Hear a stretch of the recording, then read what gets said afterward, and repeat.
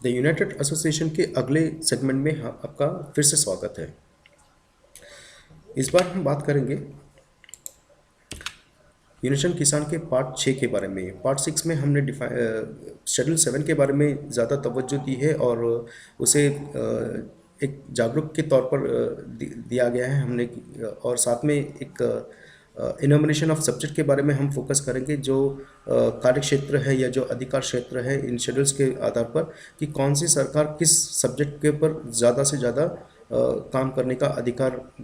प्राप्त कर चुकी है संविधान के दायरे के अंदर।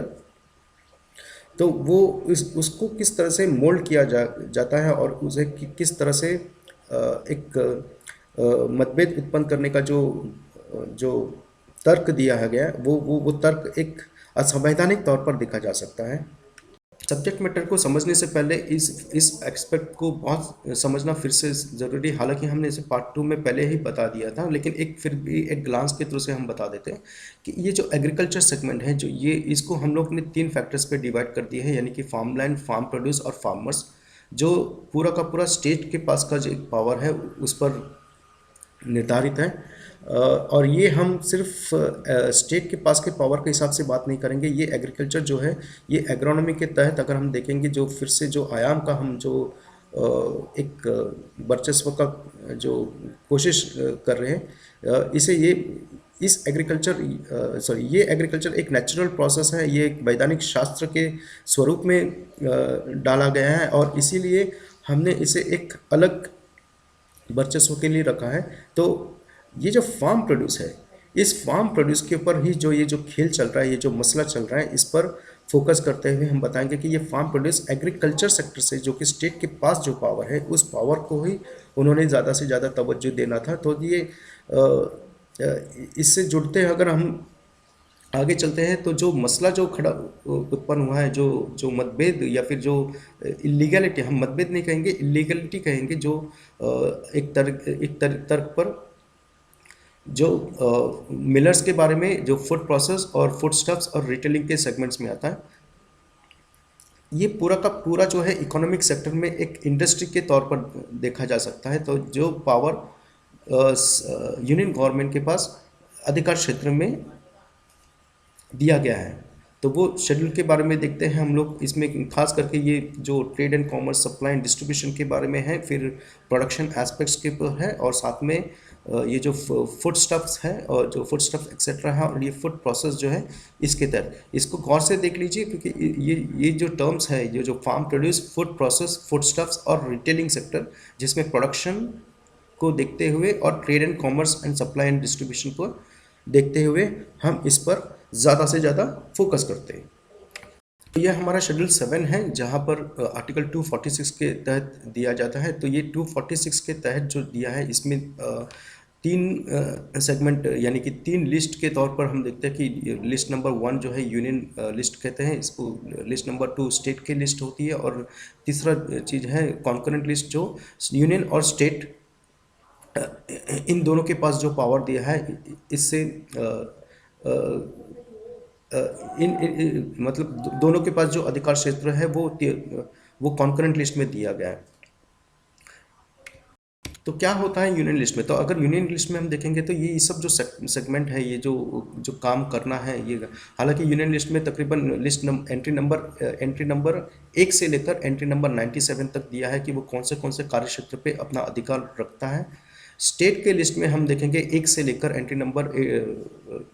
14 से लेकर एंट्री नंबर 66 तक दिया है, और कॉन्करेंट लिस्ट में एंट्री नंबर 1 से लेकर 43 एंट्री नंबर तक दिया है। लेकिन आपको एक ध्यान देना है कि हमने सभी लिस्ट को इस फ्रेमवर्क में नहीं रखा है, ताकि जो वास्तविक तौर पर जो ज़रूरत है, बस उसी सेगमेंट में हमने इसको रखा है। जो ज़रूरत है, जो इस फार्म बिल्स जो, या जो फार्म एक्ट जो लागू किया है, उसका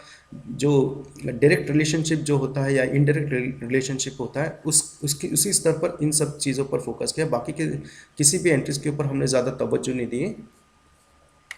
ये आर्टिकल 245 जो है, इसमें कुछ ऐसे धाराएं मेंशन किया है जो हमारी संवैधानिक धारा है। आर्टिकल 245 में कि पार्लियामेंट जो है, पार्लियामेंट का कुछ एक प्रोसेस है, जो अधिकार क्षेत्र है वो अधिकार क्षेत्र पार्लियामेंट को दिया है, जिसको यूनियन लिस्ट 1 के नाम पर हम जानते हैं। और पार्लियामेंट का जो पावर है ठीक उसी स्तर पर स्टेट को भी कुछ स्तर दिया है, जो स्टेट के स्तर पर स्टेट को पावर जो दिया है वो अपने मसले में यानी कि अपने अधिकार क्षेत्र से जो होगा वो स्टेट लेजिस्लेचर के पास वो पावर होगा। तो 245 के तर्ज पर एक अधिकांश एक धारा है जो जिसको हम कहते हैं कि no law made by parliament shall be deemed to be invalid, यानी कि कोई भी पार्लियामेंट में जो भी कोई कानून पास होता है या पारित होता है वो इनवैलिड या फिर उसे खारिज नहीं की जा सकती है इस स्तर पर कि वो एक एक्स्ट्रा टेरिटोरियल ऑपरेशन यानी कि एक्स्ट्रा उनका जुरिस्डिक्शन के बाहर है या फिर अधिकार क्षेत्र के बाहर है। ये सबसे बड़ा एक विडंबना है, सबसे बड़ी कॉन्फ्लिक्ट है कि एक स्तर पर अगर यूनियन और स्टेट को एक अलग अलग पावर दिया है, लेकिन उस पावर के क्षेत्र में पार्लियामेंट का ये जो 245(2) है, ये पार्लियामेंट को एक स्तर पर ये कहा जाता है कि ये एक्स्ट्रा टेरिटोरियल ऑपरेशन के बेसिस पर। अब इस डेफिनेशन को हमें ये नहीं पता कि ये डेफिनेशन हम उस चीज़ को किस तरह से इंटरप्रेट करें या फिर इसे किस तरीके से कानूनी अमल में लेकर आ सकते हैं। तो ये एक बहुत ही विडंबना चीज़ है, इस चीज़ में एक बहुत बड़ा कॉन्फ्लिक्ट होता है। तो इसी स्तर में जब हम आर्टिकल 246 को देखते हैं, जो सब्जेक्ट मैटर किया है, जो अंकित किया है सब्जेक्ट मैटर यूनियन पार्लियामेंट और लेजिस्लेचर ऑफ स्टेट्स में और साथ में ही कॉन्करेंट की जो लिस्ट में है, ओके। तो इन सभी के बारे में एक मतभेद जो होगा वो किस तरह से हो रहा है, यानी कि खास करके आर्टिकल 245(2) के तहत इसमें दिया है कि किस आधार पर ये जो 246 की जो धारा है 246(1), इसमें जो पार्लियामेंट को जो पावर दिया है और फिर आर्टिकल 246(2) में स्टेट को कॉन्करेंट लिस्ट के साथ में जोड़ते हुए और साथ में 3 कॉन्करेंट लिस्ट जो 246(3) के तहत 1 और 2 के बीच का जो अंतर है, इसे हम लोग एक रिप्रेजेंटेशन फॉर्म में जानते हैं। ये किस तरह से दिया है आप ये पढ़ सकते हैं और पढ़कर इस चीज़ को इसके साथ में आप इंटरप्रेट कर सकते हैं हमारे ये जो लिस्ट है इसके साथ में। इसे समझने के लिए हम आपको एक छोटा सा एक और रिप्रेजेंटेशन दे देते हैं जो हमने यहाँ पर मेंशन किया है कि किस आधार पर ये जो लिस्ट है इस लिस्ट को डिस्ट्रीब्यूट किया गया है और जो अधिकार क्षेत्र है इन अधिकार क्षेत्र के साथ में इसे इंटीग्रेट किया गया। तो लिस्ट 1 में जो यूनियन के पास जो पावर दिया है, ये पावर लिस्ट में अधिकार जो दिया गया है वो पार्लियामेंट के स्तर पर दिया है, यानी कि कानून जो बनाने का जो हक या अधिकार जो है ये पार्लियामेंट के स्तर पर होगा।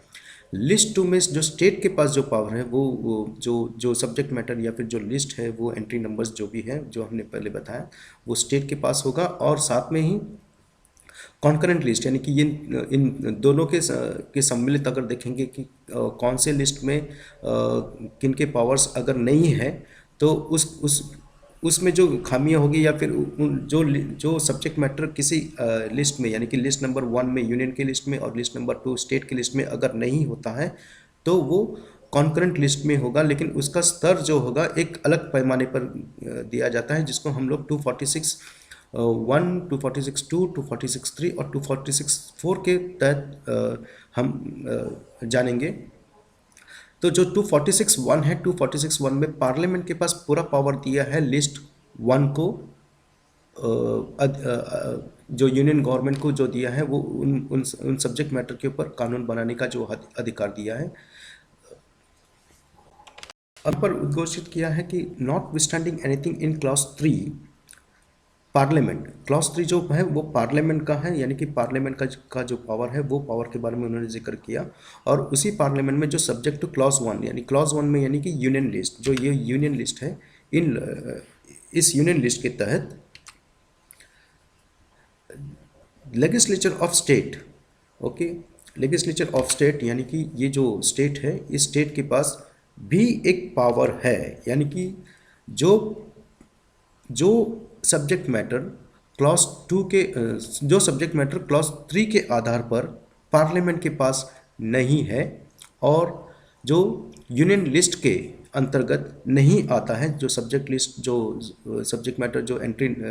दिए हैं वो स्टेट के सॉरी पार्लियामेंट के तहत या ये सॉरी यूनियन के लिस्ट में नहीं आता है, जो यूनियन गवर्नमेंट के पास पावर है, उसे छोड़कर लेजिस्लेचर यानी कि स्टेट के पास भी कुछ ऐसे पावर है जो अपने अधिकार क्षेत्र में वो कानून बना सके। ओके, वो अधिकार है कि उनको वो अधिकार क्षेत्र में है जो बना सके। जो लिस्ट 3 है शेड्यूल 7 में उसमें सम्मिलित है, यानी कि जो कॉन्करेंट लिस्ट में जो सम्मिलित है उसके बारे में इसका हम लोग एक एग्जाम्पल तौर पे देखते हैं कि कैसे होता है ये।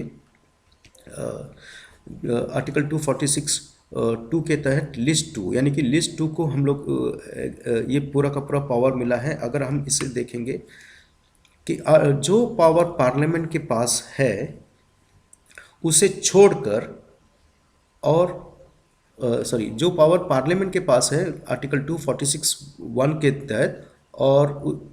यूनियन लिस्ट में जो अंतरित नहीं किया गया है उसे भी छोड़कर स्टेट के पास ये पावर है कि वो अपना पावर एक्सरसाइज करे लिस्ट 2 के तहत आर्टिकल 246 2 के तहत। अब इसमें क्या होता है,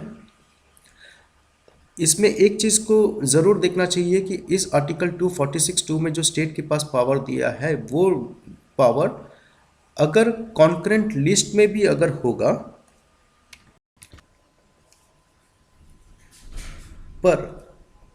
यूनियन लिस्ट में नहीं होगा तो कॉन्करेंट लिस्ट में जो सम्मिलित हैं, जो यूनियन लिस्ट में सम्मिलित नहीं है, उन सभी सब्जेक्ट मैटर पर स्टेट पर पूरा का पूरा अधिकार दिया गया है। तो इस स्तर में अगर हम देखेंगे तो ये जो आर्टिकल 245 है, 245 2 में जो मेंशन किया कि no law made by parliament shall be deemed to be invalid on the ground that it would have extra territorial operation, यानी कि ये बताया गया है कि जो कोई भी कानून पार्लियामेंट में जो पारित हुआ है उसे आप इनवैलिड नहीं घोषित कर सकते हो इस स्तर पर कि वो एक्स्ट्रा टेरिटोरियल ऑपरेशन है, यानी कि उनके अधिकार क्षेत्र से बाहर है। तो ये जो धारा है 245(2) इनडायरेक्टली या डायरेक्टली हम कहेंगे इस स्तर पर ये आर्टिकल 246 2 के तहत भी एक कॉन्फ्लिक्ट क्रिएट करता है कि अगर स्टेट के पास जो पावर है यानी कि जो पार्लियामेंट के लिस्ट में नहीं है, पार्लियामेंट के अधिकार क्षेत्र में नहीं है और सब्जेक्ट टू क्लॉज 1 यानी कि यूनियन के लिस्ट में जो नहीं है, उन सभी चीज़ों पर, उन सभी सब्जेक्ट मैटर पर स्टेट का पूरा हक है। हक हम कहेंगे कि ऑल्सो मतलब स्टेट के पास भी हक है कि वो बना सके। तो अगर हम इसको इंटरप्रेट करें तो अगर इनका जो एक्स्ट्रा टेरिटोरियल ऑपरेशन है, ये एक्स्ट्रा टेरिटोरियल ऑपरेशन इसके साथ में भी कोलाइड कर लेता है, या कि ये कहता है कि स्टेट के पास जो पावर है वो जो दिया है आर्टिकल 246 2 के तहत, उसमें जो वो कानून बना सकता है स्टेट अपने स्टेट लिस्ट के लिए, जो संविधान में जो स्टेट का जो लिस्ट दिया हुआ है उसके तहत, और वो जो मेंशन है कॉन्करेंट लिस्ट में, यानी कि जो कॉन्करेंट लिस्ट में भी जो अंतर्गत आता है इन सभी चीज़ों में, इसमें भी स्टेट को पूरा का पूरा पावर दिया हुआ है वो एंटर करे, यानी कि यहाँ से जो भी कुछ होगा स्टेट लिस्ट में जो होगा लेकिन यूनियन लिस्ट में नहीं है, तो ये power state government state list भी स्टेट लेजिस्लेचर के तरह यानी कि स्टेट का जो असेंबली होता है उस असेंबली के तहत ये पारित की जा सकती है या फिर उसके पास वो पावर होता है। तो इसी तर्ज पर अगर इस धारा आर्टिकल 246 2 को देखते हुए अगर हम देखेंगे कि ये आर्टिकल 246 3 किस तरह से इस आर्टिकल को प्रभाव करता है कि वो सब्जेक्ट टू क्लॉज 1 एंड 2 यानी कि 1 एंड 2 के तहत अगर देखेंगे तो वो स्टेट लेजिस्लेचर को एक एक्सक्लूसिव पावर दिया है, एक अधिकार दिया है कि वो कोई भी कानून अपने स्तर पर राज्यीय स्तर पर लेजिस्लेचर पास कर दे या फिर कोई पार्ट यानी कि कोई हिस्सा, कोई भाग जो होगा उस कानून के तहत वो अधिकार क्षेत्र के अंतर्गत वो अपने पास पावर रखा गया हुआ है। तो किसी भी सब्जेक्ट के ऊपर सब्जेक्ट मैटर जो लिस्ट 2 में दिया है वो 7 शेड्यूल, जो ये 7 शेड्यूल है लिस्ट 2 के तहत जो दिया है इसी में दिया है ये। तो ये 246(2) के तहत लिस्ट 2 का पूरा पावर जो है ये स्टेट के पास दिया है, सब्जेक्ट टू कॉन्करेंट लिस्ट के साथ में भी है कि अगर सब 246(2) में अगर कॉन्करेंट लिस्ट में भी अगर कोई पावर है तो वो पावर स्टेट भी एक्सरसाइज कर सकता है। लेकिन इतना ध्यान में रखना कि यहाँ पर कहीं पर भी ये इंडिकेशन नहीं है कि 246(2) के तहत स्टेट का जो लिस्ट है वो लिस्ट यूनियन के पास कोई है, यानी कि यूनियन गवर्नमेंट के यूनियन लिस्ट में या फिर पार्लियामेंट के पास 246(2) के तहत कोई भी पावर इस अधिकार क्षेत्र में, यानी कि ये पार्लियामेंट का जो दिया है पार्लियामेंट के क्षेत्र में बिल्कुल नजर नहीं आता। इस तरह में फिर से वही कॉन्फ्लिक्ट उत्पन्न होता है कि यहाँ पर भी स्टेट लेजिस्लेचर को एक एक्सक्लूसिव पावर दिया है जो लिस्ट 2 में इनका अधिकार क्षेत्र पाया जाता है। तो इसी स्तर पर फिर वही 245(2) वाला जो है मामला जो है यहाँ पर पेचीदगी में फंस जाती है कि किस बेसिस में ये पार्लियामेंट को एक इनवैलिड, मतलब कहीं पर भी सवाल नहीं उठाया जा सकता कि वो अपने अधिकार क्षेत्र से अगर कोई भी सब्जेक्ट मैटर पर कोई कानून बनाता है, पार्लियामेंट अगर कोई कानून बनाता है तो वो उसके पास वो अधिकार होता है कि उस पर उस ग्राउंड पर, यानी कि उस स्तर पर पार्लियामेंट ने गलत काम किया है या पार्लियामेंट के पास पावर ना होते हुए भी उन्होंने वो जो बनाया है इस पर गौर फरमाने वाली बात है। सब्जेक्ट टू क्लॉज 1 और 2, यानी कि जो ये अधिकार क्षेत्र यूनियन लिस्ट का है और ये अधिकार क्षेत्र स्टेट लिस्ट के बारे में। अब आर्टिकल 246(4) के तहत हम देखेंगे कि किस तरीके से इस मापदंड को हम देखें बताया गया है कि parliament has power to make laws with respect to any matter और for any part of the territory of India not included in state list. Okay, तो ये आर्टिकल 246(4) के तहत आर्टिकल 246(4) के तहत पार्लियामेंट के पास एक पावर दिया हुआ है, एक अधिकार क्षेत्र दिया है कि वो उस सब्जेक्ट मैटर पर कोई भी कानून बना सकता है। जहां पर स्टेट के पास स्टेट के जो लिस्ट है, यानी कि जो यूनियन जो स्टेट की जो लिस्ट है उस लिस्ट में सम्मिलित नहीं है, यानी कि स्टेट के पास अगर जो पावर नहीं होगा या फिर स्टेट के लिस्ट में यहाँ पर स्टेट के बारे में हम बात करेंगे तो स्टेट लेजिस्लेचर होगा और यूनियन मतलब यूनियन लेजिस्लेचर, और लिस्ट दोनों अलग अलग होगा। स्टेट लिस्ट एक अलग है जो आर्टिकल 246 के तहत और 246 लिस्ट 2 के तहत स्टेट लिस्ट होता है और 246 लिस्ट 1 यूनियन के तहत यूनियन लिस्ट होता है। तो इसमें पार्लियामेंट को कोई भी पावर दिया गया हुआ है कि वो किसी भी सब्जेक्ट के ऊपर any part of the territory of India, यानी कि वो एक स्टेट में या फिर एक से ज़्यादा स्टेट में वो अपना अधिकार क्षेत्र का प्रयोजन इस्तेमाल करता है। लेकिन किसी भी स्तर में जब कोई स्टेट के पास अगर वो स्टेट के पास होगा, ठीक है, जो अधिकार क्षेत्र स्टेट के पास होगा उस पर पार्लियामेंट अपना पावर अपना अधिकार जो है उस पर एक्सरसाइज नहीं कर सकती। ये इस एनुमरेटेड लिस्ट के तहत दिया गया हुआ है। इन शॉर्ट अगर हम देखेंगे तो 245 के तहत जो इनके पास जो पावर दिया हुआ है, जो हम इसको कभी इनवैलिड नहीं कह सकते, ये आर्टिकल 245 जो है 246(1), 246(2) और 246(3) और 4 के तहत 246(3) और 246(4) के तहत इसमें जो पेचीदगी जो उत्पन्न हो रहा है वो उत्पन्न अगर हालांकि हम देखेंगे तो ये पेचीदगी नहीं कहेंगे, ये इंटरप्रिटेशन बहुत ही क्लियर है कि कौन सा सब्जेक्ट जो है वो सब्जेक्ट मैटर यूनियन के अधिकार के क्षेत्र में है और यानी कि पार्लियामेंट के क्षेत्र में है और कौन सा अधिकार स्टेट के लेजिस्लेचर स्टेट के क्षेत्र में। और हम बात करेंगे लिस्ट 3 में जो 246 के तहत जो दिया है, जो दोनों का पावर जो सम्मिलित किया गया है कि लेकिन subject to power to matter in list 3, इस पर ध्यान दीजिए कि 246(2) में उन्होंने ये कहा है कि ये पावर पार्लियामेंट स्टेट के पास एक्सक्लूसिव पावर पार्लियामेंट के साथ में स्टेट के पास भी एक्सक्लूसिव पावर दिया हुआ है ये सॉरी स्टेट के पास भी जो पावर दिया है कानून बनाने का, तो वो जो हक है, जो अधिकार है, वो शेड्यूल 7 के लिस्ट 3 में अंतरित है, या फिर उसको लिस्टिंग किया हुआ है एंट्री के जरिए। तो कॉन्करेंट लिस्ट में जो भी कोई सब्जेक्ट है जो स्टेट के पास यूनियन के पास नहीं है, वो स्टेट के पास दिया हुआ है, वो उसके बारे में एक क्रिस्टल क्लियर फिनोमिना साबित हो जाता है। इसके साथ आर्टिकल 247 का भी एक पेचीदगी सामने नजर आ जाएगा आपको, कि जहां पर मेंशन किया है कि article 247 notwithstanding anything in this chapter, parliament may by law provide for the establishment of any additional courts for the better administration of law made by parliament or of any existing law with respect to a matter enumerated in the union list। तो सबसे पहले अगर हम वो state का जो subject है, जो फार्म प्रोड्यूस के बारे में बात किया जाता है, ये फार्म प्रोड्यूस के ऊपर यूनियन लिस्ट के पास एक तो पहले अधिकार नहीं है, और अधिकार क्षेत्र के बाहर होते हुए भी जो उन्होंने फार्म प्रोड्यूस के ऊपर जो कानून बनाया है, इस कानून के अंतर्गत उन्होंने किस तरीके से इस अधिकार क्षेत्र को यूज़ किया। ठीक है, अगर उसे यूज़ भी कर लिया उन्होंने, अगर हम ये देखेंगे कि no law made by the parliament shall be invalid on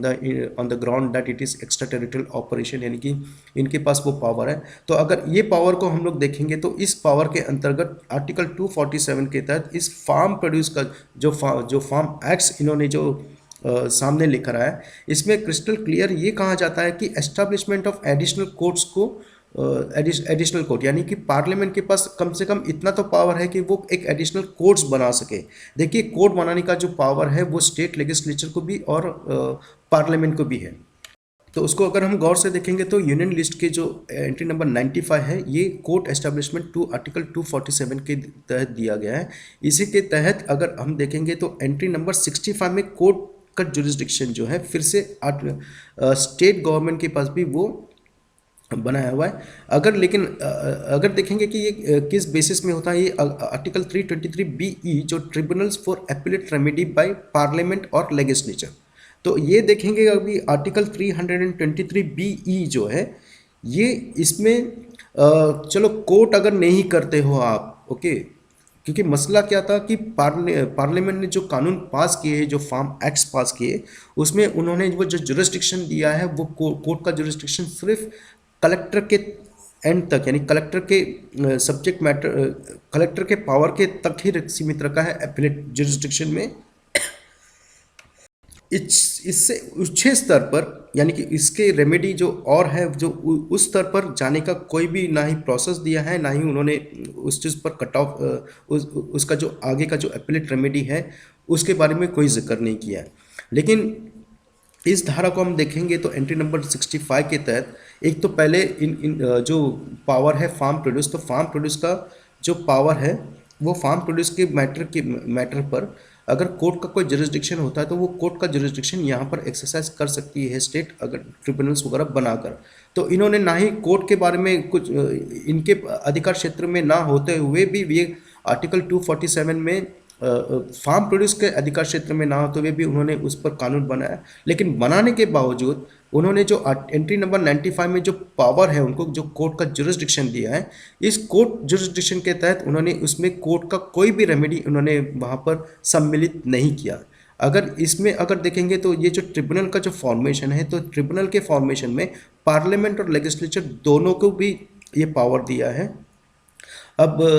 दिक्कत यह है कि अगर हम लोग पार्लियामेंट और लेजिस्लेचर के इसमें अगर आप देखेंगे तो यहाँ पर कोर्ट जुरिस्डिक्शन की बात की जाती है और यहाँ पर ट्रिब्यूनल्स की बात की जाती है। लेकिन 323BE के तहत अगर ट्रिब्यूनल्स होगा तो ट्रिब्यूनल्स स्टेट लेवल में होगा और यूनियन लेवल में भी होगा।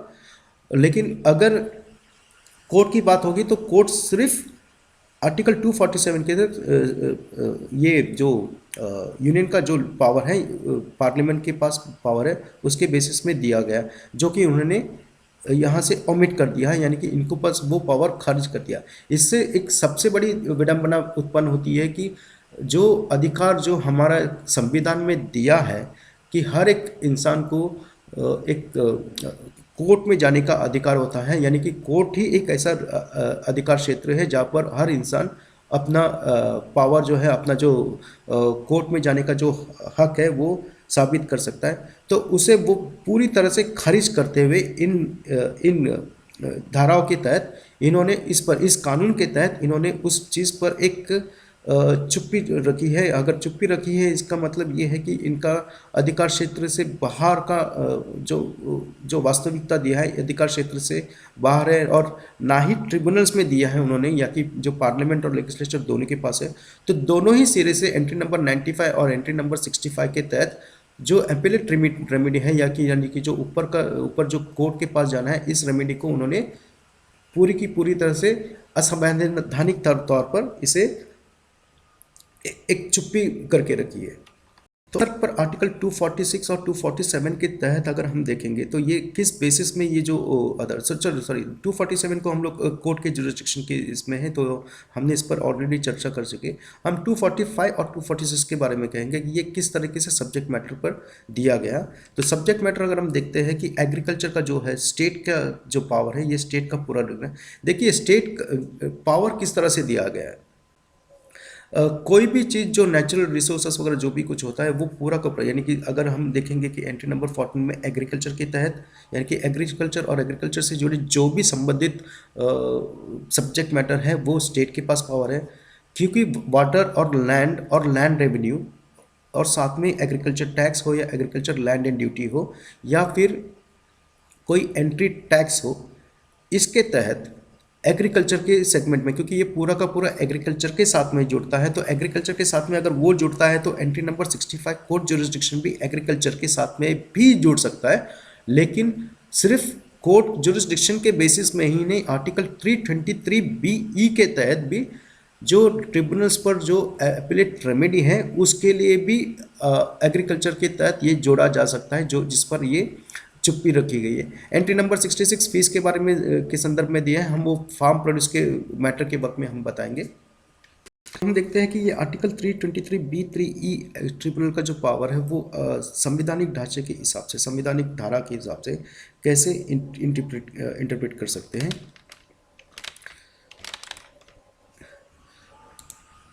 थ्री 323B3 में ई का जो वर्चस्व है, इसमें ज़्यादा से ज़्यादा ट्रिब्यूनल्स के बारे में इन्होंने बताया कि किस तरह के से हिरार्की ऑफ ट्रिब्यूनल्स बना सकते हैं। A law made by the under clause 1 may B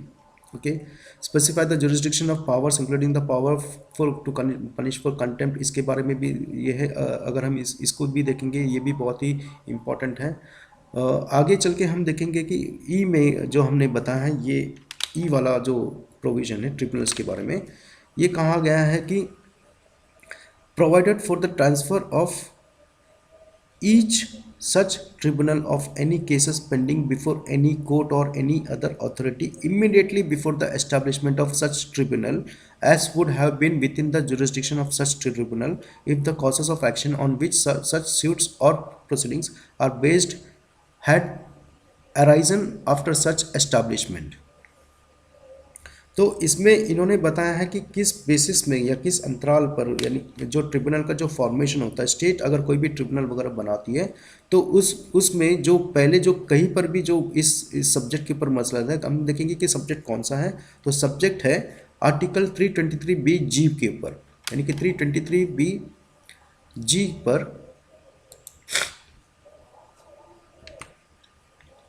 323BG यहाँ पर, तो 323BG जो है यहाँ पर ये कानून दिया हुआ है। इसके तहत हम देखेंगे कि 323BG में क्या दिया है कि production, procurement and supply and distribution of food stuffs. याद रखिए हम लोग ने फूड स्टफ्स के बारे में बहुत ही पेचीदगी भरा मामला देखा है। तो फूड स्टफ्स के ऊपर देख लेना कि ये including edible oil seeds and oils and such other goods as the president may by public notification declared to be essential goods for the purpose of this article and control of prices of such goods। ये आया है हमारा जो amendment जो है essential commodity act है, इसके स्तर पर दिया है। तो ये एक्ट को अफेक्ट करता है किस तरीके से। तो इसके फैक्टर को हम जब देखेंगे तो ये फैक्टर ये नज़र आता है कि 323B3E के तहत जो ट्रिब्यूनल्स का फॉर्मेशन होता है, ये फॉर्मेशन स्टेट के पास पावर दिया हुआ है, और वो जितने भी मैटर्स वहाँ पर उस वक्त में कहीं पर भी किसी अन्य फोरम में अगर वो सम्मिलित हैं, तो वो सभी के सभी जो केसेस है या जो मैटर्स है वो ट्रिब्यूनल्स में सम्मिलित की जाएगी, और वो उसे अप्रोप्रिएट करने का पावर रखते हैं वो ट्रिब्यूनल्स के पास। तो ये स्टेट के पास पावर है, क्योंकि स्टेट ट्रिब्यूनल्स का जो है पावर है वो स्टेट के पास भी दिया गया हुआ है। तो अगर यूनियन ने अगर वो ट्रिब्यूनल्स के कोर्ट के पावर को एक्सरसाइज नहीं किया और ट्रिब्यूनल्स के पावर को भी एक्सरसाइज नहीं किया, तो इसका मतलब है कि स्टेट के पास भी जो पावर है उस चीज़ को भी उन्होंने उस पर कंट्रोल हटा दिया। तो तो ये मसला क्या था, ये फार्मर प्रोड्यूस के बारे में बात करते हैं। ये जो 323B जो है, सॉरी, फार्मर प्रोड्यूस ने फूड स्टफ के बारे में बात करते हैं कि आर्टिकल 323BG में production and procurement, supply and distribution of food stuffs की बात करते हैं। यानी कि ये फूड स्टफ जो है, ये आर्टिकल एक्चुअली देखा जाए तो ये 43 के अंतर्गत, सॉरी, एंट्री नंबर 33 के तहत, यानी कि ये जो प्रोडक्शन है, ये डिस्ट्रीब्यूशन है, ये सप्लाई है, और ये ट्रेड एंड कॉमर्स इस फैक्टर के ऊपर निर्धारित है। तो ये कॉन्करेंट लिस्ट में है। ये कॉन्करेंट लिस्ट में अगर इनका सब्जेक्ट मैटर हम देखेंगे तो इनका सब्जेक्ट मैटर के पास ट्रेड एंड कॉमर्स का पावर है, या फिर अगर आप देखेंगे तो ये जो एंट्री नंबर 42 यहाँ जो यूनियन की लिस्ट में पावर है, इसमें दिया है कि trade and commerce for interstate, यानी कि एक स्टेट से दूसरे स्टेट तक का जो पावर है, तो वो पावर को उन्होंने एक्सरसाइज करते हुए एंट्री नंबर 33 में सम्मिलित किया गया। अब ये एंट्री नंबर 33 को अगर आप गौर से देखेंगे तो ये एंट्री नंबर 33 जो है, ये एंट्री जब संविधान बना हुआ था, जब संविधान की रचना हुई थी, उस वक्त में ये एंट्री नंबर 33 की जो एनलिस्टमेंट है या जो एंट्री थी वो वहाँ पर नहीं थी। तो इस एंट्री नंबर 33 के बारे में हम अगर ज़्यादा फोकस करते हैं PDSTC वाली जो फैक्टर है उस पर, और एंट्री नंबर 34 के तहत प्राइस कंट्रोल के बारे में भी जिक्र किया। अब अगर इस एंट्री नंबर 33 को अगर देखें, ये एक अमेंडमेंट के तौर पर दिया गया है जो एंट्री नंबर 33 है, और ये अमेंडमेंट हुआ था कॉन्स्टिट्यूशनल थर्ड अमेंडमेंट में एक्ट 1954 के तहत, जो सेक्शन 2 में दिया हुआ था। तो अगर इस मापदंड के साथ हम देखेंगे तो एंट्री नंबर 33 में जो अमेंडमेंट हुआ वो अमेंडमेंट यहाँ से शुरू हुआ है और ये यहाँ पर ख़त्म कर दिया। ये अमेंडमेंट आपको पता चलता है कि ये and imported goods of the same, अगर हम इसको ऐड करेंगे तो trade and commerce in and the production, supply and distribution of the product of industries where the control of such industry by the union is declared by the parliament by law to be expedient in the public interest. तो इन्होंने यहाँ पर ये product of industries के बारे में जिक्र किया है। इसमें एग्रीकल्चर का कोई मापदंड इसमें सम्मिलित नहीं है। तो इस फैक्टर्स को हम देखेंगे तो ये जो एडिशनल जो दिया हुआ ये and imported goods of the same kinds of product, यानी कि ये जो प्रोडक्ट ऑफ इंडस्ट्रीज है इसका हम इम्पोर्ट्स के बारे में भी देखें, जो पावर हमने यूनियन के पास दिया गया हुआ है डिक्लेयर बाय द पार्लियामेंट, यानी कि पार्लियामेंट ने अगर ये डिक्लेयर कर दिया है तो ये पावर यूनियन के पास चला जाएगा। अब ध्यान में रखना है कि ये जो आर्टिकल है ये आर्टिकल को अमेंडमेंट किया गया था, सॉरी, ये जो एंट्री है इस एंट्री को एनलिस्टमेंट में ऐड किया गया था ये फैक्टर, और इसमें food stuffs including edible oil and seeds, cattle fodder including oil cakes and everything, raw cotton, ginned and unginned cotton seeds के बारे में है, रॉ जूट के बारे में। तो ये 1954 में एंट्री एडेड किया है एंट्री नंबर 33 के तौर पर, जो कॉन्करेंट लिस्ट में है, जो लिस्ट नंबर 3 है कॉन्करेंट लिस्ट, इसके तहत।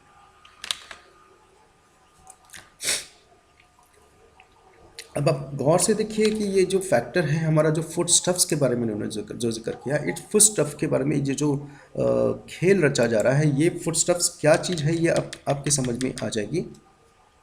और इसके साथ में बाकी का जो, क्योंकि ये फूड स्टफ्स और इसी के ऊपर एसेंशियल कमोडिटी एक्ट और इसी फूड स्टफ के बेसिस पर जो है एडिबल ऑयल वगैरह अगर आप देखेंगे तो ये आपको इसका जो मानचित्र है, ये मानचित्र ठीक उसी तर्ज पर दिया गया है जहाँ पर हमने पार्ट 2 में ऑलरेडी आपको एक्सप्लेन कर दिया था कि ये आर्टिकल 323 बी जी का जो production procurement supply and distribution of food stuffs है including edible oil seeds and everything, बस इसी के साथ में, but it is subject to some अच्छा सच अदर। तो वो चाहे ऑर्डिनेंस हो या एक्ट हो या फिर रूल्स हो, जहाँ जहाँ पर भी हमने डिफाइन किया है वो फार्मिंग प्रोड्यूस के लिए, अगर देखेंगे जो फार्म सर्विस है उसमें फार्मिंग प्रोड्यूस के बारे में जिक्र किया हुआ है, और जो प्रमोशन फैसिलिटेशन है उसमें फार्मर्स के प्रोड्यूस के बारे में डिस्कस किया है। दोनों में फूडस्टफ्स के बारे में डिफाइन किया हो गया है कि ये फूडस्टफ जो होगा, अब ये फूडस्टफ्स अगर आपका जो मेन चीज़ होगा तो वो फूडस्टफ जो है, ये सीरियल्स, व्हीट, राइस, अदर जो है, ये सब का सब जो देखेंगे ये एक किस्म का प्रोविजंस फैक्टर्स है, जहाँ पर ये एग्रीकल्चर के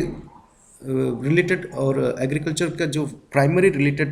एलिमेंट है उसी से रिलेटेड होता है। तो ये फूड स्टफ जो है यहाँ पर इन्होंने उस फूड स्टफ को ऐड करके इन्होंने कोशिश की कि ये फूड स्टफ को हम ऐसे बताकर पूरा का पूरा जो एग्रीकल्चर का जो फार्म प्रोड्यूस है उसे हम एक लेजिस्लेटिव प्रोविजन के दायरे में लेकर जाकर उसे जो जो पावर, जो इनका जो production, distribution, trade and services, trade and commerce के जो फैक्टर है उसके तहत वो भेजेंगे, लेकिन इनका जो मेन एलिमेंट है वो फार्म प्रोड्यूस के तहत में गिना जाएगा। तो हालांकि हम कहेंगे कि ये फार्मिंग प्रोड्यूस और या फिर फार्मर्स प्रोड्यूस हो या फिर फार्म प्रोड्यूस हो या एग्रीकल्चर प्रोड्यूस हो, ये सभी के सब फूड स्टफ्स के कैटेगरी मिल गए। लेकिन एक बात में एक बहुत ही दिलचस्प चीज़ इसमें हम आपको ऐड करके देना चाहते हैं, वो है जहाँ पर इस प्रोविज़न की जो मंशा थी एक एक अलग तरीके से हमें पता चल जाता है कि ये किस लिहाज से उन्होंने उस फूड स्टॉक को एक अलग अलग तर्ज पर रखा गया, ताकि ये पूरे के पूरे जो प्रोडक्ट्स है उस चीज़ को एक प्राइवेटाइज के मोड में ले जाए, ताकि ये प्राइवेटाइजेशन करने के बाद या फिर ये जो फार्म प्रोड्यूस वगैरह जो भी कुछ है इसको ट्रेड एंड कॉमर्स के फैक्टर्स में लेके जाकर उसे एक अलग तर्ज पर उसे कॉमर्स के फैक्टर में ले जाकर उसे बेचे, ताकि ये जो कॉर्पोरेट का जो इंटीग्रेशन है यहाँ पर जो बनाया गया कि ये कॉर्पोरेट्स को किस तरह से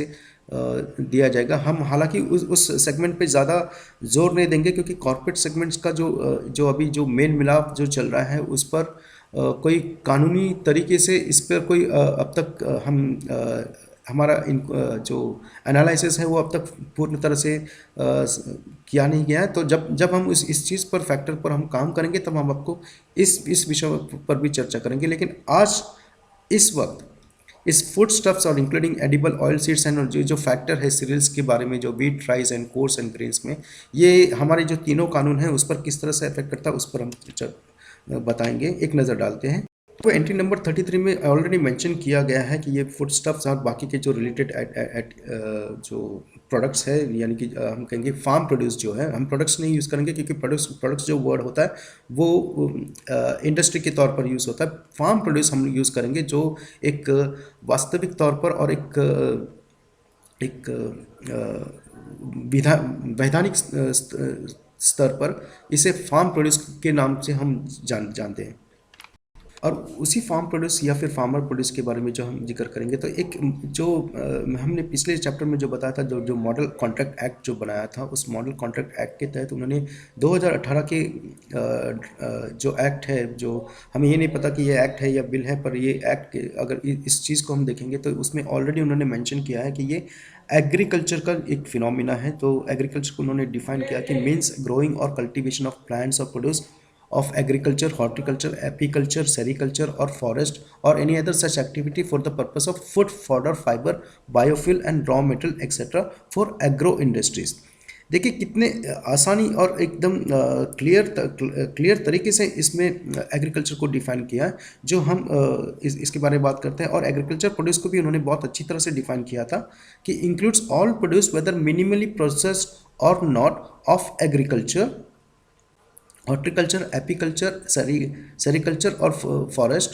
or any other such activity as specified in the schedule of this act तो उनका एक शेड्यूल था, हम हमारे पास वो उस शेड्यूल के बारे में कुछ अभी फ़िलहाल जानकारी नहीं। लेकिन अगर हम देखेंगे एग्रीकल्चर और एग्रीकल्चर प्रोड्यूस का जो इन्होंने जो टर्मिनोलॉजीज़ इसमें इस एक्ट में उन्होंने जो डिफ़ाइन किया था, इस एक्ट को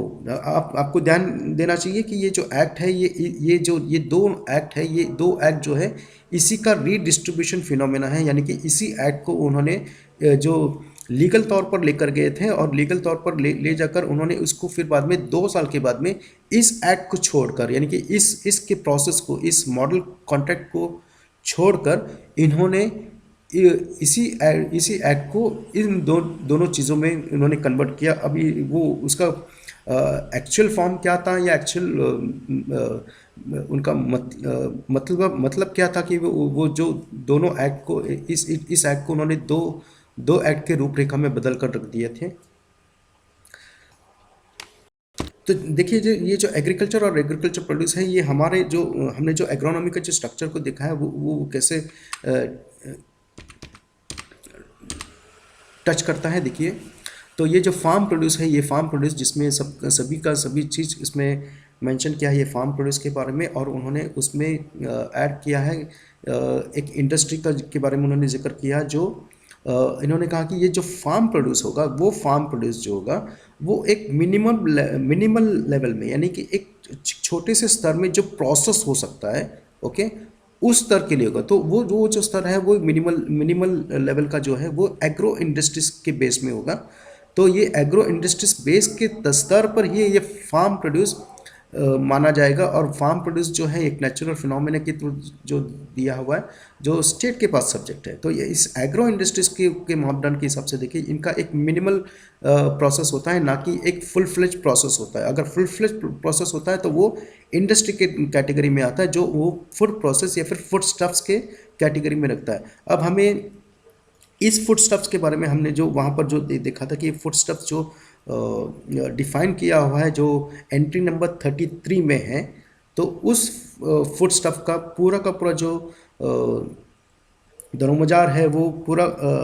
ट्रेड एंड कॉमर्स के माध्यम से चलता है। यानी कि आप चाहे फूड प्रोसेस हो या आपका फूड स्टफ्स हो, जैसे कि आप फूड स्टफ्स को हम इंक्लूड बहुत सारी चीज़ों में इंक्लूड करेंगे। लेकिन इस स्तर पर इस लेजिस्लेशन के प्रोसेस में उन्होंने इस फार्म प्रोड्यूस के जो मैटर्स है, फार्म प्रोड्यूस के जो भी सब्जेक्ट मैटर्स हैं, उसे उसे इस कानून के तहत एक अलग टर्मिनोलॉजी डिफाइन करके उसे फूड स्टफ के कैटेगरी में रखा। लेकिन इससे हमें क्रिस्टल क्लियर पता चलता है कि ये जो एग्रीकल्चर है, तो ये एग्रीकल्चर का उन्होंने पूरा डेफिनेशन दिया है, और फिर बाद में एग्रीकल्चर प्रोड्यूस के बारे में जो दिया है, उन्होंने जो स्पेसिफिकली कहा गया कि ये raw material etcetera for agro industries, यानी कि एग्रो इंडस्ट्रीज जो जहाँ पर हमने बताया कि एग्रो इंडस्ट्रीज के लिए जो ज़रूरी होगा एज ए रॉ मटेरियल करके यूज़ करने वाले, वो सब फैक्टर्स में आता है एग्रीकल्चर प्रोड्यूस, जिसमें राइस, व्हीट वगैरह सब कुछ मिल जाएगा, या फिर कहेंगे तो एग्रीकल्चर हॉर्टिकल्चर। तो इसी तरह के असमंजस जो स्थिति पैदा करना है, वो उसी तर्ज पर एक अध्ययन जो हमारा है इस चर्चे के साथ चल रही है। इसके साथ में हम आपको बताते हैं अभी एग्जैक्टली एंट्री नंबर 33 का जो कॉन्स्टिट्यूशनल, यानी कि जो संवैधानिक स्ट्रक्चर है या फिर संवैधानिक धारा है, उसके साथ में किस तरह से छेड़खानी की गई है। याद रखिए, ये फूड स्टफ्स के बारे में हम लोग जिक्र करने वाले हैं इस सेगमेंट में, कि food stuff including edible oil seeds and everything. तो entry number 33 of concurrent list में जो स्टेट और यूनियन दोनों के पास पावर दिया हुआ है। अब ध्यान से देखना है कि ये किस तरीके से हो जाता है। अगर हम एंट्री नंबर तो trade and commerce in and production, supply and distribution of products and industry where the control of such industry by the union is declared by the parliament by law to be expedient in the public interest. यानी कि अगर कोई भी products होगा, जो भी subject matter है trade and commerce से रिलेटेड हो, वो चाहे प्रोडक्शन से हो या सप्लाई से हो या डिस्ट्रीब्यूशन से हो या फिर ट्रेड एंड कॉमर्स से हो। आप देख सकते हैं यहाँ पर जो मेंशन किया है PDST, production, distribution, supply, trade and commerce, और इसी के साथ में प्राइस कंट्रोल के मैकेनिज्म में जो MSP के साथ में भी टच करता है। तो ये एक ओरिजिनल कॉन्स्टिट्यूशनल प्रोविज़न था हमारा, और उसके बाद में एक एडिशन किया था यहाँ पर, जो तकरीबन 1954 में ये ऐड हुआ था, ये एडिशन। तो ये एडिशन का महत्व क्या है, ये थर्ड अमेंडमेंट जो कॉन्स्टिट्यूशन का जो थर्ड अमेंडमेंट है, इसमें डिस्कस किया हुआ है। ये फूड स्टफ्स के बारे में उन्होंने जो मेंशन किया है, cattle feed including oil cakes and other concentrates के बारे में डिस्कस किया है। रॉ कॉटन वेयर गिन्ड और अनगिन्ड के बारे में डिस्कस, और रॉ जूट के बारे में है ये। तो ये थर्ड अमेंडमेंट में 1954 के अंतर्गत एक अमेंडमेंट लाया है, यानी संशोधन, संवैधानिक संशोधन का इस्तेमाल करके ये एंट्री 33 पर इन्होंने इस पर उस कानून को अफेक्ट कर दिए। तो वो जो इफेक्ट होता है वो एक्चुअली अमेंडमेंट का पावर जो है आर्टिकल 368 में क्रिस्टल क्लियर दिया हुआ है कि वो किस तरीके से, मतलब कौन से सब्जेक्ट मैटर्स पर, या फिर या अदर देन सब्जेक्ट मैटर में जो कॉन्स्टिट्यूशनल का जो प्रोविजंस है, यानी कि संवैधानिक धारा है, उस पर अमेंडमेंट का जो सिचुएशंस हैं उसके बारे में जिक्र किया है। आर्टिकल 369 में एक पावर दिया हुआ है कुछ सीमित तौर पर, ये एक टेम्पररी प्रोविजन के नाम पर जाना जाता है। हम देखते हैं कि वो प्रोविजन क्या है। तो इस कॉन्स्टिट्यूशनल प्रोविजन के हिसाब से हम देखेंगे कि क्या है ये कहते हैं कि temporary power to parliament to make laws with respect to certain matters of the state list, यानी कि पार्लियामेंट को कुछ पावर दिया है जो स्टेट लिस्ट में, वो स्टेट लिस्ट के मैटर्स में वो कुछ लॉ बनाए, या फिर वो एंट्री के बारे में वो उसके हक में, उसके अधिकार क्षेत्र में आ सकता है, अगर वो कॉन्करेंट लिस्ट में सम्मिलित हो। अब ध्यान दीजिए कि ये अगर कॉन्करेंट लिस्ट में जो स्टेट के लिस्ट में जो पावर है, वो लिस्ट अगर है तो वो कॉन्करेंट लिस्ट में सम्मिलित है, यानी कि जो स्टेट लिस्ट में भी मौजूद है और जो कॉन्करेंट लिस्ट में भी मौजूद है, इन सभी लिस्टों के तहत पार्लियामेंट के पास एक पावर, एक्स्ट्राऑर्डिनरी पावर दिया है इन्होंने, कि वो पार्लियामेंट पावर कर सकते हैं, लेकिन ये एक टेम्पररी किस्म के पावर है, इसको हम कहते हैं एक टेम्पररी पावर। और ये जो पावर जो है, ये power parliament shall during the period of 5 years from the commencement of this constitution, यानी कि संविधान की रचना से शुरू होकर 5 वर्ष के भीतर इस पावर को पार्लियामेंट एक्सरसाइज कर सकती है, और इसके बाद ये पावर जो है पार्लियामेंट से निकल जाना चाहिए। ये क्यों किया गया है, क्योंकि इसमें कोई भेदभाव उत्पन्न न हो, यानी कि या कोई मसला उत्पन्न न हो, क्योंकि स्टेट के पास जो पावर है कुछ कानून बनाने के लिए, और फिर यूनियन के पास जो पावर है वो पावर बनाने के लिए, तो इन दोनों पावर के बारे में जिक्र किया हुआ है। और ख़ास तौर पर अगर हम देखेंगे तो ये 369A में खासी तौर पर बताया गया कि trade and commerce with in a state and the production, supply and distribution of cotton and woolen textiles, raw cotton including ginned cotton, जो भी है, मतलब ये जो फैक्टर है, जो हम इसे एंट्री नंबर 33 में देखते हैं, तो ये जो कॉन्करेंट लिस्ट है, इसमें इस पावर के हिसाब से आर्टिकल 369 में जो उन्होंने जो दर्शाया है, उस पावर के हिसाब से स्टेट के पास भी ये इसका एक पावर है, और यूनियन गवर्नमेंट के, सॉरी, यूनियन के लिस्ट में भी ये पावर दिया है। तो पार्लियामेंट और स्टेट लेजिस्लेचर दोनों पावर अगर ये एक्सरसाइज करती है, तो इस पर कानून बनाने का हक दोनों को होता है। और इसी तर्क पर ये जो मॉडल एक्ट जो बनाया हुआ था 2018 के स्तर पर, जो state unitary agriculture produce and life stock contract farming and services, जिसको बाद में अभी 2020 में इसे अलग अलग तौर पर डिस्ट्रीब्यूट किया गया, तो the act falls under the entry number 7। अगर इसमें statement and objects and reason में अगर देखेंगे तो इसमें बहुत सारे पॉइंट्स उन्होंने क्लैरिफाई किए थे, जिसमें पॉइंट नंबर 8 के बारे में हम जिक्र करेंगे। बाकी के पॉइंट्स के बारे में हम उस सेक्शन में जब जाएंगे तब उसके बारे में, क्योंकि ये बहुत ही संवैधानिक तौर पर एक खुलासा करता है कि एक्ट फॉल्स अंडर एंट्री 7। और जब हम लोग ये एंट्री 7 के बारे में बात करते हैं, तो वो एंट्री 7 है ये वाला, यानी कि कॉन्करेंट के लिस्ट में, यानी कि एंट्री 7 में contract excluding agriculture land. Okay, तो एग्रीकल्चर लैंड में अगर आप उसको 246(2) में और 3 में अगर आप देखेंगे, क्योंकि 246(1) में एक्सक्लूसिव पावर दिया है इसमें पार्लियामेंट को लॉ बनाने के लिए, लेकिन स्टेट को जो एक्सक्लूसिव पावर दिया है 246(2) में दिया है, जो लिस्ट 2 के अंतर्गत वो अपना पावर एक्सरसाइज कर सकती है। और साथ में कॉन्करेंट लिस्ट में भी 246 के जरिए जो लिस्ट 3 है, यानी कि कॉन्करेंट लिस्ट जो है उसमें भी ये पावर मिला है, यानी कि स्टेट को 246(2) के अंतर्गत स्टेट के हिसाब से और कॉन्करेंट के हिसाब से उनको दोनों को पावर मिला है, लेकिन ये पावर यूनियन के पास यानी कि पार्लियामेंट के पास ये पावर बिल्कुल नहीं है। लेकिन आर्टिकल 369 को हम जब संबोधित करेंगे तो temporary provision for amendment in schedule 7 list is, वो जो है वो पूरे ट्रेड एंड कॉमर्स के बारे में वो कर सकती है 5 साल के लिए। मतलब जब से कॉन्स्टिट्यूशन जब बना है तो कॉन्स्टिट्यूशन बनने से लेकर 5 साल के भीतर वो इस पावर को एक्सरसाइज कर सकती है। तो उन्होंने वो पावर के हिसाब से वो एंट्री नंबर 33 में तो वो एंट्री तो कर दिए, लेकिन वो एंट्री नंबर 33 जो है, जो फार्म प्रोड्यूस है, एक तो पहले चीज़ है कि ये फार्म प्रोड्यूस और एग्रीकल्चर प्रोड्यूस के बारे में जो जो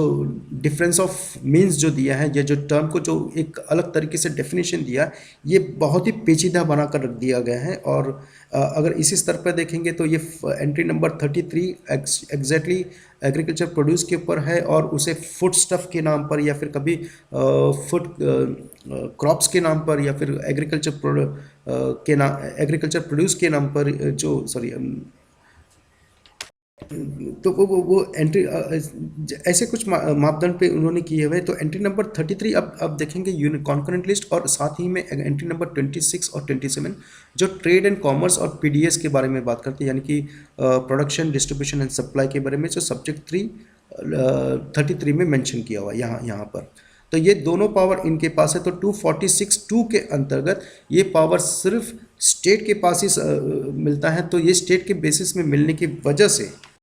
तो इस एंट्री नंबर 7 पर कॉन्ट्रैक्ट के बेसिस पर जब ये एक्ट बनाया था, उन्होंने जो प्रोसेस शुरू कर दी थी, और फिर उसके बाद कहाँ चला गया ये, इसके बारे में कोई डिटेल्स नहीं है। लेकिन जब ये कॉन्ट्रैक्ट्स बना तो वो कॉन्ट्रैक्ट्स जो है वो including partnership, agency, contracts of carriage and other special form of contracts के बारे में बात किया। लेकिन एक चीज़ बहुत इंपॉर्टेंट है जो ध्यान में रखना है कि ये not including contracts relating to agricultural land. Okay, यानी कि एग्रीकल्चरल लैंड के हिसाब से अगर हम देखेंगे तो ये नहीं होगा। अब अगर आप इसको इंटरप्रेट करेंगे कि सिर्फ एग्रीकल्चर लैंड से सब्जेक्टिव है ये सब्जेक्ट मैटर, तो ये एग्रीकल्चर लैंड से रिलेटेड सब्जेक्ट मैटर जितना भी फैक्टर है वो पूरा का पूरा एग्रीकल्चर के सेगमेंट में एंट्री नंबर 14 के तहत दिया जाता है। स्टेट को पावर है। और इसी तरह पर ये जो आर्टिकल 246(2) का जो ब्यौरा दिया है इन्होंने, कि ये आर्टिकल 246 एकदम परफेक्टली उन्होंने उस वक्त में दिया था। इसीलिए उस वक्त में जो चेयरमैनशिप जो बिल जो ड्राफ्ट किया गया था, और अंडर द चेयरमैनशिप ऑफ, यानी कि जो जिनकी डॉक्टर अशोक दलवाई की अध्यक्षता में जो उन्होंने ड्राफ्ट किया था, ये नीति आयोग, मिनिस्ट्रीज और डिपार्टमेंट के बहुत सारे ऑफिसर्स थे वहाँ पर, जो एमपी, कर्नाटक, मतलब ये 5 राज्यों के समक्ष इन्होंने इस बिल को दिया। अब बाकी के लोगों के पास दिया या नहीं लिया, इसका अब तक कोई ब्यौरा हमारे पास नहीं है। लेकिन इस बिल के बारे में अगर कमेटी ने जो डिस्कशंस किए थे, स्टेक होल्डर्स को बुलाकर, अगर कॉन्ट्रैक्ट फार्मिंग के बारे में बात किया, वैल्यू चेन के बारे में बात किया, एफपीएस के बारे में बात किया गया, और प्रोग्रेसिव फार्मर्स के लिए बात किया था। लेकिन सबसे बड़ा जो एक केंद्र पॉइंट, जो सेंट्रल पॉइंट है इसका, कि अगर ये फार्मर्स के कॉन्ट्रैक्ट से रिलेटेड नहीं होता है तो ये ठीक है, लेकिन अगर ये फार्मर के कॉन्ट्रैक्ट से रिलेटेड है तो उसमें एक तो पहला बात है कि इनके पास पावर ना होते हुए भी उन्होंने उस चीज़ को इंक्लूड कर लिया। दूसरा चीज़ है कि फार्म प्रोड्यूस पर या फिर जो फार्म प्रोड्यूस है, या फूड स्टफ के बारे में बात करते हैं, ये फूड स्टफ जो है ये टोटली अगर स्टेट के, अगर यूनियन के लिस्ट में, अगर यानी पार्लियामेंट के लिस्ट के हिसाब से, पार्लियामेंट के पावर के हिसाब से अगर उन्होंने उस चीज़ को अमल में लाया है, तो फूड स्टफ के लिए कैटेगरी में हम देखेंगे आर्टिकल 369 का जो एक प्रोविज़न है, जो हमने बताया कि वो प्रोविज़न सिर्फ 5 साल के लिए सीमित था। ओके, वो सिर्फ 5 साल के लिए सीमित था। ये 5 साल के बाद में इस प्रोविज़न को अप्लाई नहीं करना चाहिए, क्योंकि एक नीयत होती है, एक नीतिगत विचार होता है कि जो पावर हमारा जो 246(3) के तहत 246 टू में स्टेट को दिया है, सॉरी, ओके, 246(2) के तहत जो स्टेट को दिया है और 246(2) के तहत कॉन्करेंट लिस्ट में भी दिया है। तो ये 246(2) जो है यहाँ पर अगर यूनियन के पास पावर ही नहीं है तो वो पावर भी नहीं एक्सरसाइज कर सकता है, क्योंकि ये जो ट्रेड एंड कॉमर्स वाला जो आर्टिकल 369 को हम देखेंगे टेम्पररी प्रोविजन, अगर उन्होंने उस फूड स्टफ को अगर आज के दिन में यूज़ कर लिया तो ये भी एक गैर संवैधानिक तौर पर साबित हो सकता है। इसके चलते ये जो इतने जो कॉम्प्लिकेशंस या फिर इतने सारे जो मतभेद या फिर इसको कहें कि एक जो विडंबना उत्पन्न किया गया, इसी इसी तर्ज पर ये जो प्रेसिडेंट यानी कि राष्ट्रपति के पास कुछ पावर जो है, जो एक एक्सक्लूसिव पावर दिया है, और हमारे जो सुप्रीम कोर्ट है उस पर भी उनके पास भी एक एक्सक्लूसिव पावर दिया है कि जब भी इस तरीके से कॉन्स्टिट्यूशनल इनवैलिडिटी के ऊपर बात होती है तो वो इनवैलिडिटी के लिए एक तो सबसे बड़ी दिक्कत ये है कि आर्टिकल 73 में जो दिया हुआ है, सॉरी, आर्टिकल 74 में जो दिया है और आर्टिकल 105 में जो दिया है कि कोई भी मेंबर जो है उसको प्रोसिक्यूशन कोर्ट में प्रोसिक्यूट नहीं कर सकते, क्योंकि उनके पास एक एक्स्ट्रॉर्डनरी इम्यूनिटी दिया हुआ है उस पावर के तहत। और कोर्ट भी इस मामले में अगर हम देखेंगे तो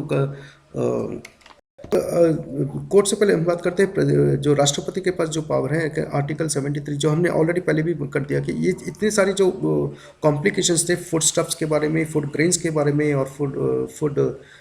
एलिमेंट के बारे में अगर हम कहेंगे तो वो जो एग्रीकल्चर प्रोड्यूस है या जो फार्मर प्रोड्यूस है, उस प्रोड्यूस को इन्होंने एक अलग तर्ज पर ले जाकर उसे एक अलग अलग स्तर पर ये घोषणा करके उस पर उन्होंने कानून बनाने का जो जो तर्क दिया है वो तर्क एकदम संवैधानिक पहलू पर अगर गौर करें तो वो एक निरंतर अनकॉन्स्टिट्यूशनल यानी कि असंवैधानिक माना जाता है। पर इतने सब कुछ फैक्टर हो जाने के बाद में क्या हमारे जो राष्ट्रपति है in the service of public interest, यानी कि हम देखेंगे कि अगर कोई पब्लिक इंटरेस्ट अगर होता है किसी भी चीज़ में, जब कुछ आंदोलन वगैरह चल रहा है या फिर जो स्थिति उत्पन्न हो रही है, पहले तो एक स्तर पर एक राज्य तक सीमित थी, लेकिन इसके बाद पश्चात फिर कुछ पूरे के पूरा जो देश में जो माहौल उत्पन्न हुआ, फिर उसके बाद फिर से उस चीज़ को फिर से एक पर्टिकुलर राज्य तक सीमित कर दिया। इन सब माहौल के उत्पन्न होते ही प्रेसिडेंट जो राष्ट्रपति हैं इनके पास क्या एक पावर जो था वो एक्सरसाइज कर सकते थे या नहीं, या अगर कर सकते थे तो उन्होंने उस पर क्यों नहीं अमल किए। ये एक बहुत बड़ा सवाल उठता है कि इंटरस्टेट काउंसिल जो है ये बनाने का एक पूरा का पूरा पावर था इनके पास, डिस्कशन टेंडर करने का भी उनके पास पावर था आर्टिकल 73(2) के तहत, और या अगर इसमें कोई कानूनी दावपेच से कुछ लेना देना था तो आर्टिकल 76 के तहत प्रेसिडेंट के पास वो या तो वो गवर्नमेंट से या फिर काउंसिल ऑफ मिनिस्टर्स से, दोनों से वो इंफॉर्मेशन मांग सकते हैं या फिर एडवाइस वो एजी के थ्रू से दे सकते थे, एजी को ओपन करता है। साथ ही में वो जो एजी का जो है, एजी जो सुप्रीम कोर्ट में जो रिप्रेजेंट करता है हमारे जो गवर्नमेंट के फैक्टर्स को, तो वो उस बेसिस में भी या उस आधार में भी सुप्रीम कोर्ट के पास जो पावर था वो पावर अगर सुप्रीम कोर्ट भी अगर इस स्तर पर, क्योंकि जो प्रोटेस्ट के स्तर पर नहीं लेकिन जो असंवैधानिकता जो है इस स्तर पर अगर उस पर गौर किया जाता तो शायद कुछ मापदंड सही और गलत का फैसला निर्धारित हो सकता। एक बार फिर वो एक सबसे बड़ा एक जो वर्चस्व है जब हम बात करते हैं इस ऑर्डिनेंस के तहत जो है, वो ऑर्डिनेंस जो प्रेसिडेंट के पास एक पावर है जो यूज़ करना है, तो इस प्रेसिडेंट ने कभी इस चीज़ पर कभी चर्चा भी नहीं की है, या फिर की होगी तो उसे पब्लिकली कभी बताया नहीं गया कि ये ऑर्डिनेंस अगर 5 जून को लेकर आया था और 45 दिन में, या फिर अगर हम देखेंगे 50 दिन के बाद में, या 6 जिसको हम 6 हफ्ते का जो पीरियड बोलते हैं, उस 6 हफ्ते के बाद में अगर ये ऑटोमेटिक सीज हो जाता है, तो सीज होने के बाद में वो ऑर्डिनेंस फिर से एक बार फिर पार्लियामेंट में किस आधार पर नेगेटिविटी के ज़रिए चला जाता है, इसका कोई सवाल, इस सवाल का कोई जवाब आज तक समक्ष नहीं आई। पर इसके अंतर्गत एक और चीज़ है, जबकि अगर प्रेसिडेंट के पास यानी के पास वो जो पावर है, जो वो एक वेटो पावर है या फिर एक सेटिस्फैक्ट्री सॉरी वेटो पावर है, वो उसके अंतर्गत जो एक्सटेंडेड पीरियड है, उस एक्सटेंडेड पीरियड के ऊपर कोई सवाल उठाकर क्या ये पूछ नहीं सकते थे कि भाई जब ऑर्डिनेंस का टाइम खत्म हुआ या फिर लोकसभा या फिर लोकसभा में या फिर राज्यसभा में भी ये सवाल जो उठना चाहिए था, उसके बारे में तो कोई जिक्र ही नहीं हुआ कि ये ऑर्डिनेंस एक बार सीज होने के बाद में जब तक प्रेसिडेंट ने उसे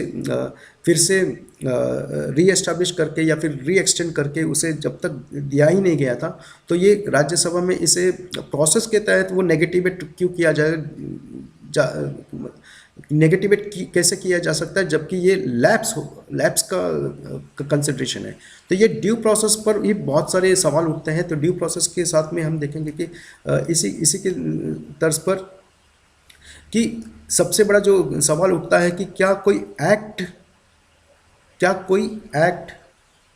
ऑर्डिनेंस के जरिए पार्लियामेंट में पास किया जाता है, वो संवैधानिक है या नहीं। और इस ऑर्डिनेंस के थ्रू से जितने भी जो गड़बड़ियाँ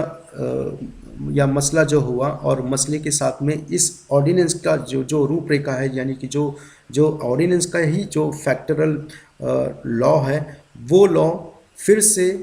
पार्लियामेंट में इंट्रोड्यूस करते हुए उसमें जो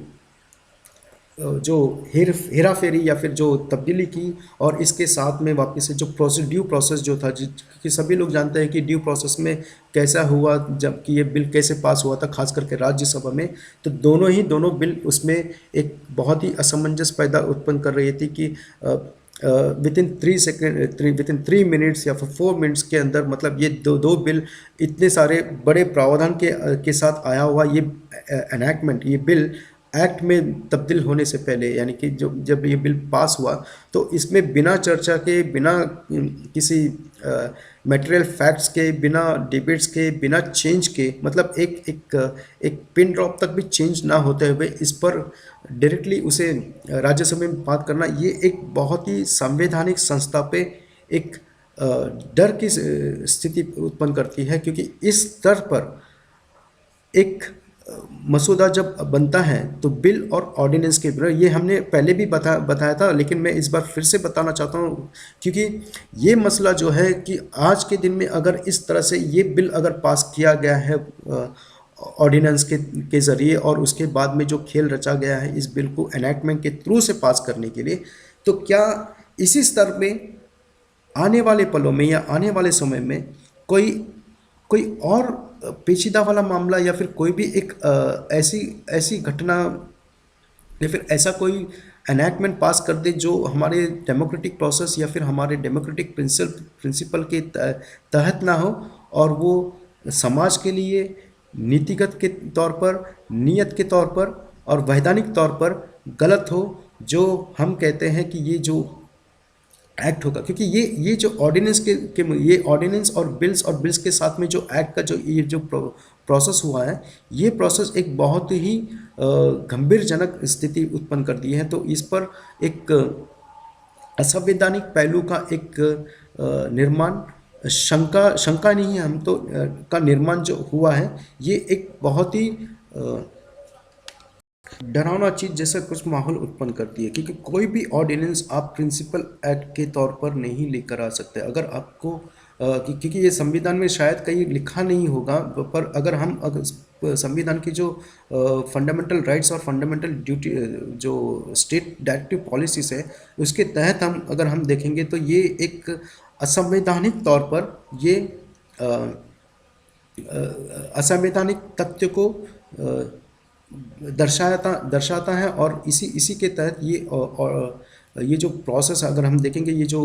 पूरा का पूरा जो दरमजार जो चल रहा है आज के दिन में, ये एक हमारे जो डेमोक्रेटिक सिस्टम है इसके लिए एक बहुत ही खतरनाक स्थिति उत्पन्न कर सकती है आने वाले समय में। अगले सेक्शन में हम बात करेंगे वो 3 जो फार्म एक्ट और ये सिलसिला शुरू रखेंगे हम लोग फार्म, ये जो तीनों का तीनों जो फार्म एक्ट है इसके इसके बारे में हम अपडेट्स वर्क करके हम आपके पास लेकर आएंगे। फिर एक एक्सक्लूसिव हम लोग वीडियो इस पर भी लेकर आएंगे मॉडल एक्ट्स में, और बाकी के जो भी कुछ एक्ट्स है इसके साथ में, या फिर जो अभी तक हमने इस चीज़ पर कभी अध्ययन नहीं किया उस किस्म के एक्ट्स को भी हम, या फिर बिल्स को, या फिर जो प्रोसेस है उस पर हम नज़र गड़ाए रखेंगे। और तब तक के लिए हमें आज्ञा दीजिए।